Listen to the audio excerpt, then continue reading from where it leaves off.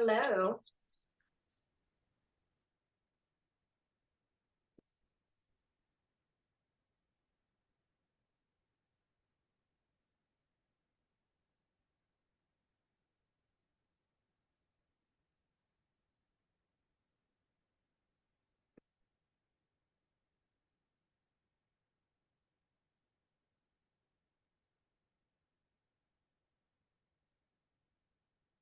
Gonna give everybody a couple minutes to hop on.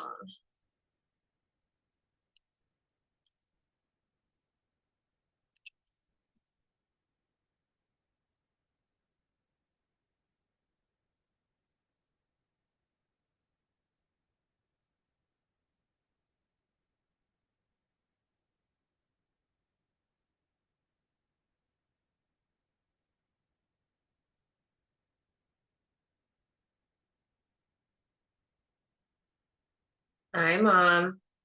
Hi. Got the consistent crew supporting me, guys. Appreciate it. I'll wait another minute or two.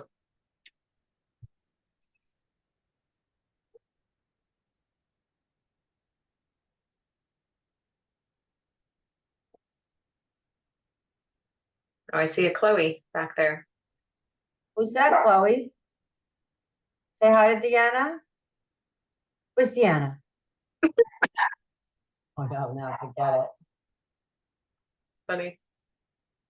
All right. I will let anybody else who wants to hop in, hop in. I'll share my screen with you guys. Let me get in present mode. All right.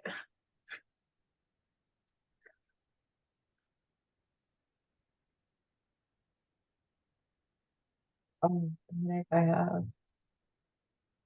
Can you see that, guys? Okay, Mhm. cool. Let me move over my other screen. All right. So we are going to be talking about body dysmorphia today. I'm going to explore just a little bit about what it is, how it presents, particularly with our clientele, and some strategies that we can work through it and just kind of improve our perception of our body. I will give you a disclaimer that I really didn't comb this for spell check, so don't judge me if I have typos. And yeah, just don't judge me for typos. And so it probably should just be about like 30 to 40 minutes today, nothing crazy long. But I will do my introduction just because it is being recorded.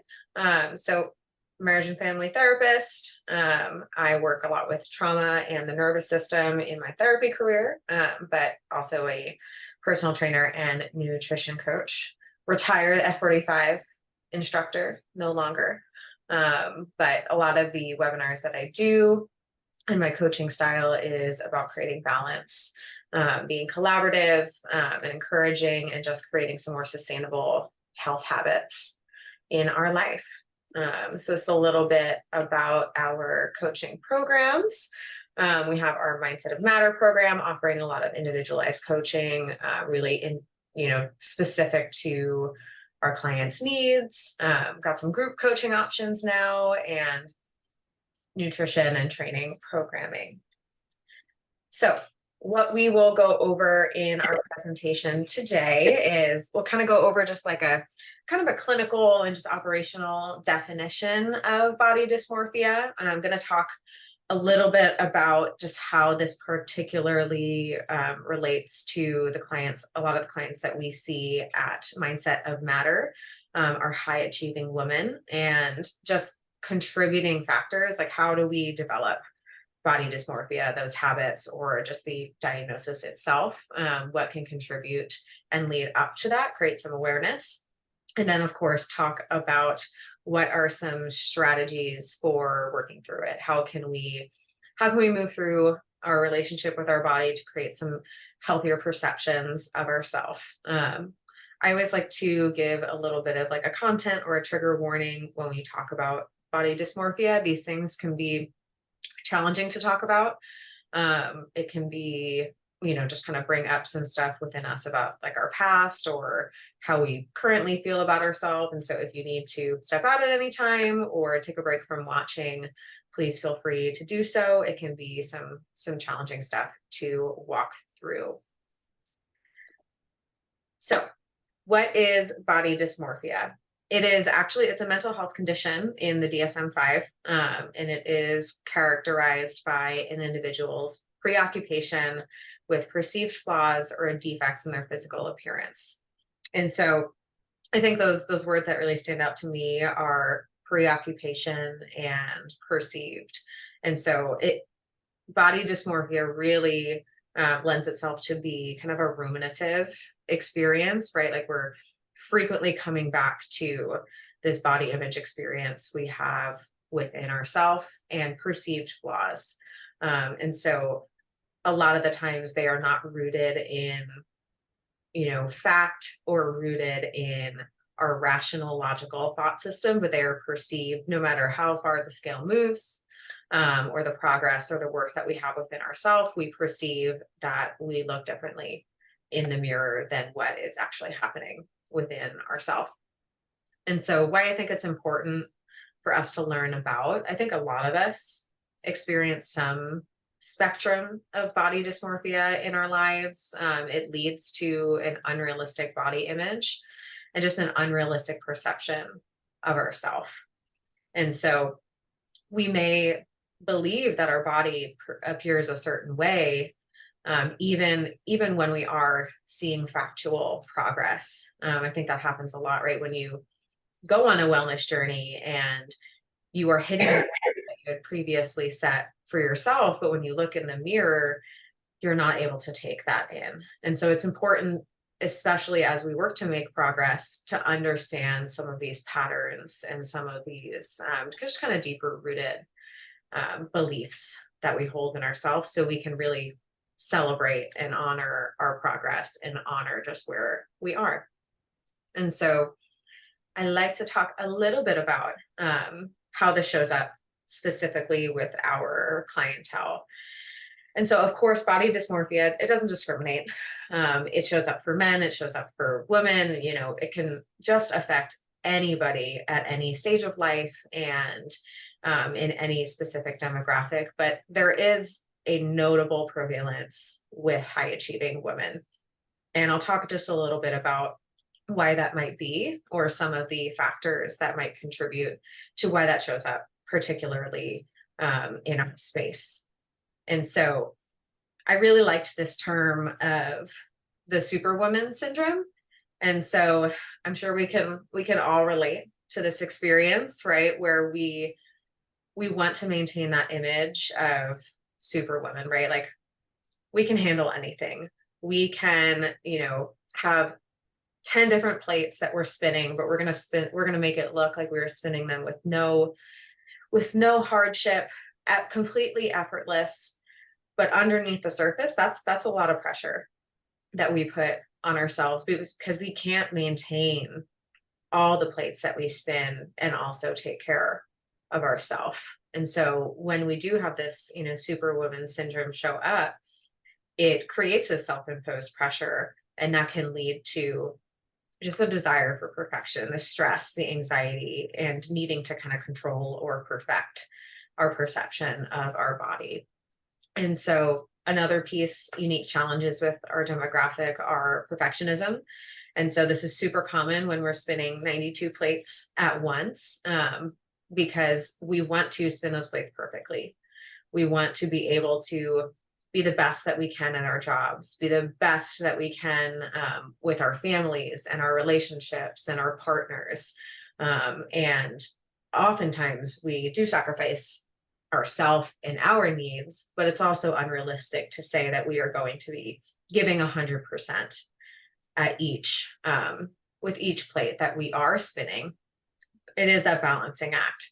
And so when we are spinning all of these plates, right, like I said, it leads to less time for ourselves, which can contribute to concerns and perfectionism within our body. And so I'm going to shift a little bit to contributing factors. And so these are like the contributing factors are really just kind of like what gets us to this place where we're viewing our body in this way, and how can we like gain some awareness around it. It's not a space of blame, not a space of just placing any specific what's the word I'm looking for? I guess blame's a good word, right? Like it's not anybody else's necessarily like responsibility that got us to here, but we can gain some awareness of what can contribute and break those patterns moving forward. So body dysmorphia a lot of the times can have roots in family systems. And so a lot of the times this is like a generational concern that happens within families. And so I had a client recently in my therapy world, and I thought what she said was really profound. She said, hey, like my mom never tells me I look bad. She never tells me that I need to lose weight, or judges me for my appearance, but I see the way that she speaks of herself. And I see the way that, she looks at herself in the mirror, or the diet habits that she has with, like always needing to lose weight. And I take that on, right? Like if this is how you feel about yourself, then I must feel this way about myself.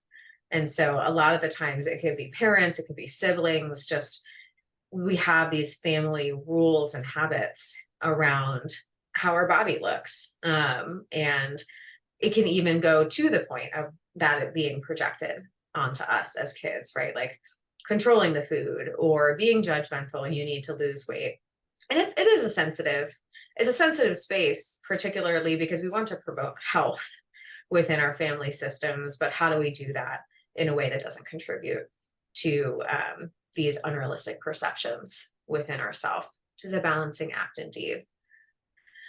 So while it can also have roots in, family influence, we can also model some behaviors, right? So children will often model behaviors that they've observed, right? So I think you see this a lot of the times once you're kind of emerging into like a teenage space, you start to notice like your relationship with food, some of the habits that maybe you've picked up on from siblings or parents. And especially if they've, engaged in any body shaming or dieting, it can create a blueprint for similar behaviors as you kind of enter into adolescence and emerging adulthood. And a lot of the times, right, like going back to the high achieving woman component too, is we've been really reinforced for the things that we do, for the way that we contribute to school, to our friends, to our family. And we're also reinforced that like, hey, if we look a certain way, or if we do a certain thing with our food and exercise, then that's reinforced and that becomes a part of our worth as well. And so it can be a lot of modeling that develops in terms of contributing factors to the development of it as well. I think it's also important to notice, especially just in like the past couple of decades, that media and society is also a huge contributing factor to developing body dysmorphia or developing unrealistic expectations and perceptions of our body. I remember I think it's gone through phases over the, just the past several decades, but I remember particularly for me, right, like seeing all of this content about needing to be skinny, right? Like thinking even about how the media would judge celebrities, right? Like Jessica Simpson, for being a very healthy weight, probably, would still be perceived as thin, but media would attack these celebrities about any weight gain that they experienced and put these bad labels onto them. And the media was very loud about skinny behaviors and restriction of food. And as kids, as adults, it's everywhere and we take that in. And so I think that that's still prevalent in a lot of spaces now, especially with like intensity, right? Like promoting a lot of intense exercise regimens and the fitness trainers, really like promoting extreme behaviors on either side of the spectrum. But so magazines, television, movies, social media, they all present unattainable beauty standards, just in the same way that rom-coms show us unrealistic romantic expectations. But we take that in, and as kids, we really can internalize some of that as we get that constant exposure to these images about what the beauty standards are, as well as, right, like a lot of the times we're seeing people's highlight reel, we're seeing edited photos, and so we're comparing ourselves and our body to things that really aren't rooted sometimes in realistic expectations. And so we can feel inadequate in comparison, and this can also contribute to body image concerns and body dysmorphia just by taking in that experience. So this can be the hard part as we talk and kind of sit in, how does this show up within our lives? And so these are some just like signs and symptoms that, hey, this might be something that I'm struggling with. There's my typo, guys. I found it. There's my first typo. Can you see it? Where's Waldo? Frequent mirror checking. So I'll just have you guys kind of like read through this list a little bit and, sit in maybe at different times in our lives. They've shown up in different ways. How are they showing up for me currently? Right. These are, I think, things that people struggle with more than we think. And so some of the physical signs are, when I walk past a mirror, do I have to check out my body? Right. Not necessarily in a vain way. It can be any side of that spectrum, but am I mirror checking? When I move past a mirror, do I have to see how my body is perceived, how I look? Am I looking in the mirror for so long and I'm trying to adjust my clothes, right? Like, or pull up my pants because I need to have that perfect perception? Am I overly concerned with clothing, right? Like, both ends of the spectrum, right? Like, am I wanting to wear clothes that like show my progress? Or am I also just like avoiding clothes, wanting to make sure that I'm looking okay? Am I, just like seeing drastic changes in my appearance that really aren't rooted in what the facts are showing? But there's also the psychological components of this, right? Like, just with any addiction, right? Like, we can become obsessive with our bodies, right? Like, are we having ruminative thoughts where I'm thinking about, like, how do my arms look in this shirt? Or, do I look okay today? Do I feel okay today? And it becomes almost intrusive to the point that it leads to, symptoms of anxiety and depression, because it's hard to set ourselves up for this perfection that we expect of our bodies when we're not able to let in the progress that we do make, or love our bodies right where they're at. And so a lot of the times too, in any extreme relationship with our bodies, with food and exercise, it can lead to social withdrawal. I know I've definitely been there in the past, where leading up to going out to dinner, I'm nervous, right? Like, am I gonna be bloated after this meal? Am I going to, overeat on my calories? Should I just stay home, right? What will people think of me? And that's, that can be a really sad component of this, because we do get affected in our relationships, or it robs us of presence when we're at those events, right? Like, being able to just enjoy time with our friends, being present and not being hyper focused on what we look like, what we're eating, and just all of those pieces. And so it also could, like, it parallels a lot with anxiety, right? We're kind of in that ruminative state. And so it could show up in terms of like compulsive behaviors, right? Like skin picking and anxious behavior, seeking reassurance from others, right? Like feeling like I have to constantly be reassured that, I'm doing okay. I look good. These clothes look good. Or just completely avoiding situations altogether. I think a big sign and symptom here too that isn't talked about is I heard it on, the Mind Pump podcast I was listening to this morning. It's just when there's a big discrepancy from what you are experiencing, right? Your perception and what people are telling you, right? So, hey, you're saying like, man, like I haven't made any progress. Like I look terrible, but people are telling you like, wow, like it can really like, you look great, or, you look healthier. Having that big discrepancy shows like, hey, even with our coaching, right? Like when we as coaches highlight, hey, like you're doing really great in these areas, and it's really hard to let that in. That can also be a sign that we're struggling in that area.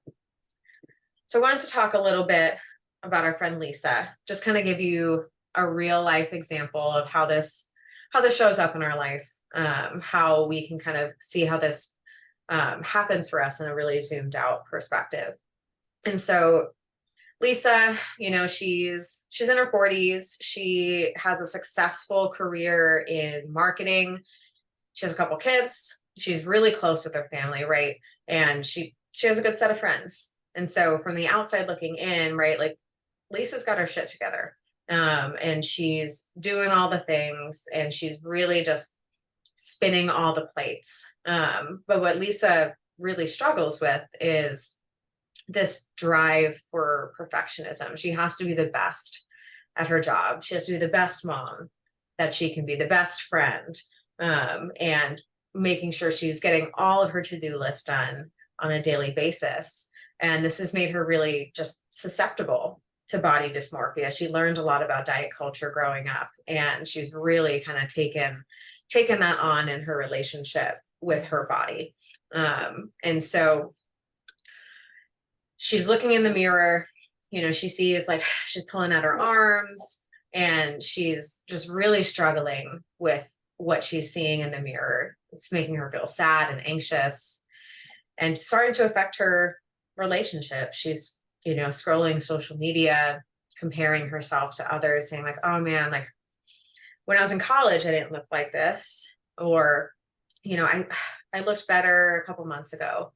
And just comparing herself to other people, right? Like, oh man, if I just did this, I think I'd look like this person. And so it's led her to a relationship with dieting and exercise where she has to like go hard at the gym every day. And, she's created a rigid exercise and, nutrition routine that if she doesn't hit her macros right on target, or if she doesn't get the workout in for the 6 or 7 days she's going a week, she feels really anxious, and she starts to avoid social activities, starts to withdraw from her friendships, and it really kind of starts to take a toll on, her career, her relationships, because it's become such a focus in her life. And she just really doesn't know where to go from here. And she really doesn't kind of know how to break some of this perfectionistic patterns. And so that's what we'll talk about a little bit, is how do we heal, right? How does Lisa learn how to deal with this? Because it can also swing to the other side of the spectrum too. Just even going back to Lisa, is she's done this for so long that at a certain point she just says like, I can't do this anymore. Like my body gives out, and I have to, just completely disconnect with my relationship with diet and exercise, and then struggle with how we perceive our body at that point too, right? And so we kind of have a tendency in these spaces to go to either side of it. And so how do we deal with this? The most important part of, right, like we have to gain awareness of all these pieces, but how do we how do we move through this and create just a more realistic and healthy relationship with our bodies. And so dogs are going to bark. Are they going to be okay? Give me 1 second. I'm going to make sure that Will knows he has to hurry up.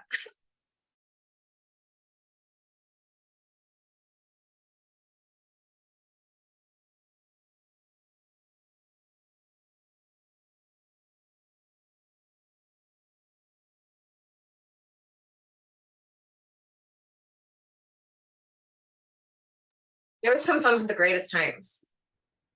He really knows how to plan it really well.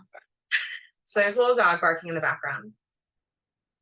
She should be quiet in a moment. If I have to mute myself, I will. But okay. So I think the name of the game in learning how to move through body dysmorphia is about creating balance, right? Like middle ground thinking, balance and sustainability just across the board. But like how do you break that down? So creating a relationship with food, a balanced diet, that is not just about aesthetic goals. I'm not just eating the protein or eating the vegetables because I want to look a certain way. I'm eating them because I know that this will make me feel better, right? If I eat nutritious foods, I'll be in better mood. I'll feel better. My body will operate better if I am eating that balance, and ensuring that we're eating enough and making good food choices, so that we're starting to adjust that our relationship with food is how our body looks in the mirror, but it's about how our body operates on the inside. And movement routines that, again, it's not just focused on how can I be the strongest, the fastest, reach all my goals. But I'm moving because I want my body to be healthy, and I want to, create a sustainable space that isn't as focused on how my body looks in the mirror, but how my body can thrive and survive for the rest of my life. And so a lot of it, I think all the pieces that we talk about are how do we create a life outside of the extremes. And so that's kind of the piece of like food and nutrition. But I think a lot of the really hard work comes from the emotional component of body dysmorphia. How do we break down these patterns that were ingrained in us? The things that we learned to believe about ourselves, the things that we learned to keep us safe. And so a lot of those pieces, like I always talk about mindfulness. I talked about it a lot last time too, but mindfulness is so important in this lens because it gives us an opportunity to be present. And mindfulness is important because it doesn't necessarily mean that right away we're going to be thinking differently about ourselves, but it just promotes self-acceptance. This is where I am right now.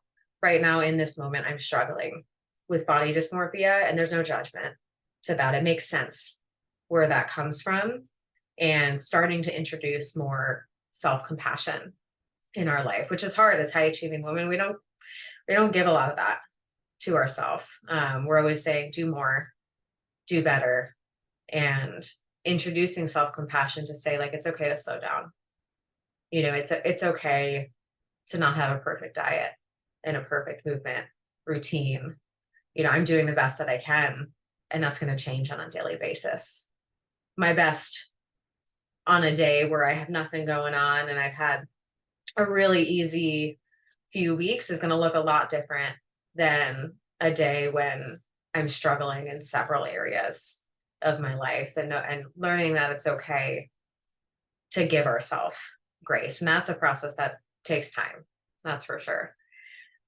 And so I like to use this reference to one of my clients shared this a couple of weeks ago is, I wish that I could treat myself and treat my body with the same kindness that I'd offer a close friend.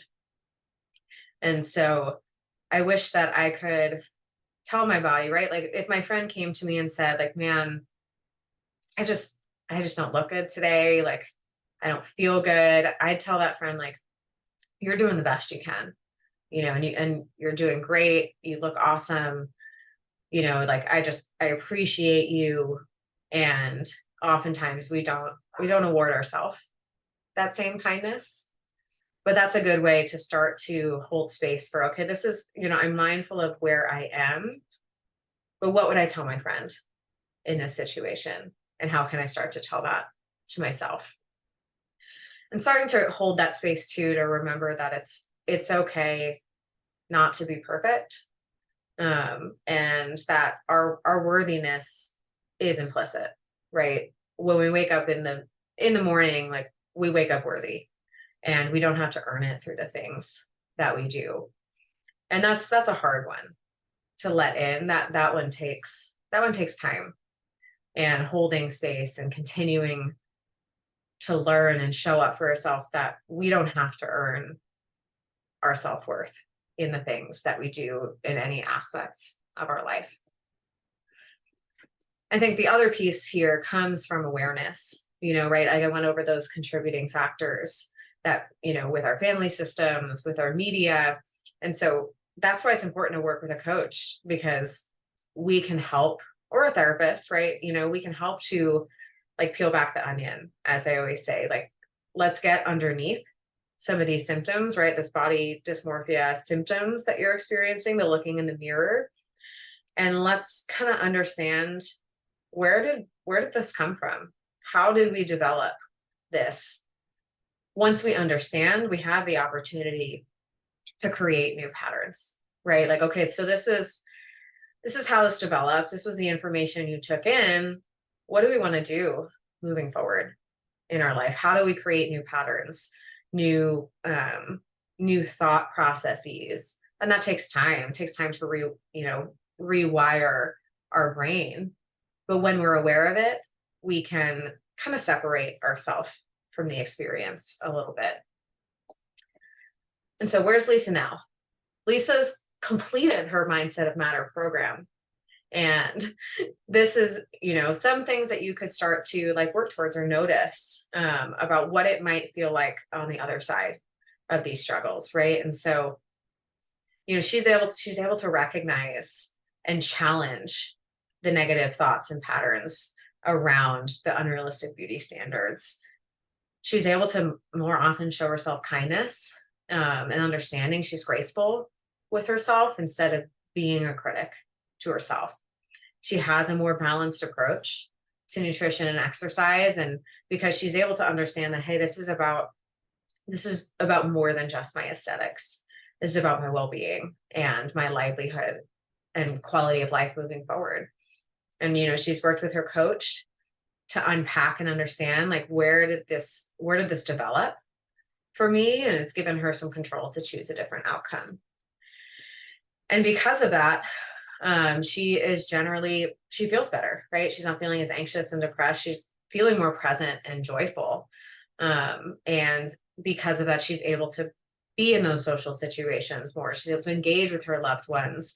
A lot of the times we think if we pull back and take care of ourselves, something else is going to have to give.